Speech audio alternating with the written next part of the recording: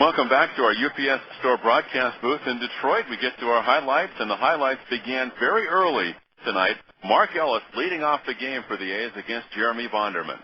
Wind up now, the 2-1 delivery on the way, and a high drive, deep left field, way back. If it's fair, it's gone. It is fair. It is gone, and the A's take a 1-0 lead.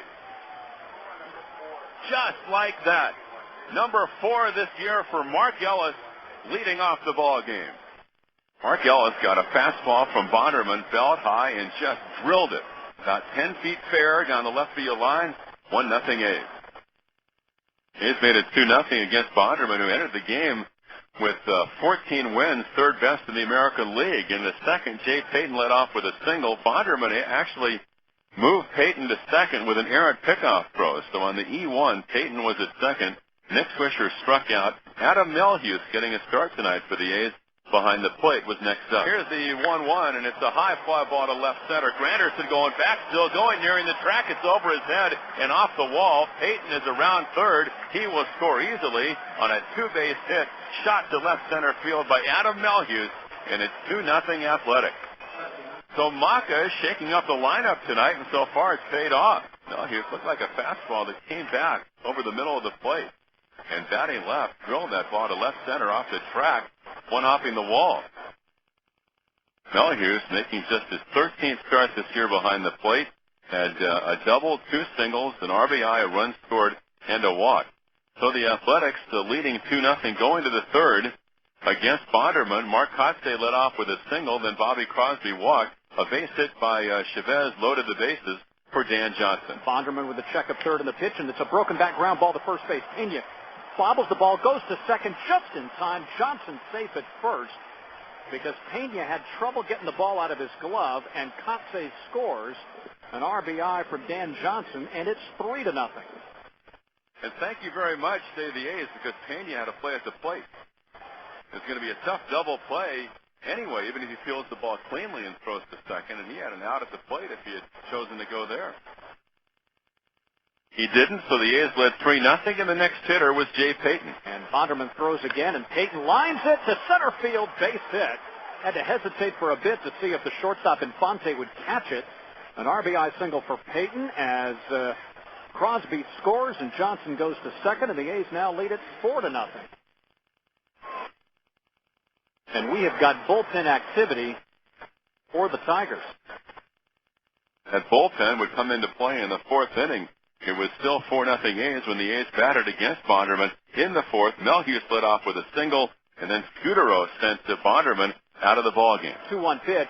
Lined up the middle off of Bonderman, and he is down, and he is hurt, and everybody is safe, and Bonderman is clutching, is it his wrist, his arm? I think he's clutching his right wrist.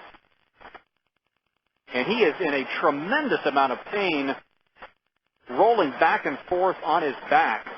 Yeah, he is grimacing noticeably. The trainers are out there. He is now sitting up, but he is still in a whole lot of pain.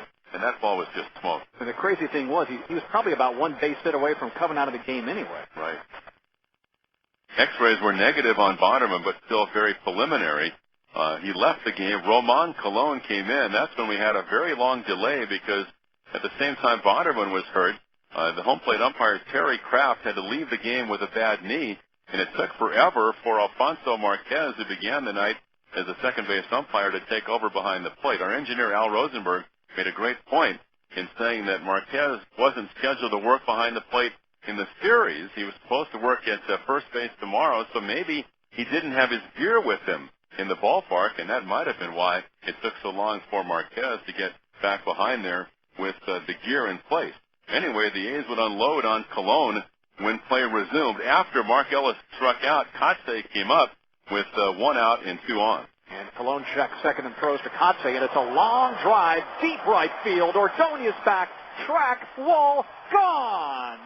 3-run jack by Mark Kotze, and the A's have broken it open here in the top of the fourth inning. It is 7-0 Athletics.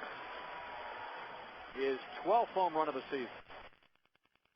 And after Crosby bounced out, Chavez had a shot to up the A's lead. 1 ball, 1 strike. And the pitch, and Chavez hits it to deep left field. Monroe's going back. He's at the track. That one is gone. Eric Chavez, home run number 21 over the wall and left. The A's have scored 4 times here in the fourth. It is 8-0 Athletics. And the final run for the A's would come in the top of the 6th inning when Crosby was at the plate with 2 out and nobody ever won on the way. And Bobby hits it to deep left field, way back. Monroe is going to leap at the wall, and it's gone, and the A's have hit another one. Bobby Crosby, a solo shot to left field, and it's 9-0 Athletics. And that's the A's 4th tonight. The Tigers made it 9-2 when Carlos Pena hit a 2-run home run to right center field as Carlos continued red hot. That was against Keiichi Yabu as Carlos worked the first 7, allowing 6 hits and no runs. Joe Kennedy worked the 1-2-3 bottom of the 9th, and the A's had wrapped up a 9-2 win over the Tigers. As we said, Adam Melhuse had a very big night. Double, single walk. He was 3 for 4 with a run scored and an RBI. He'll be Steve Vicker's guest when the A's postgame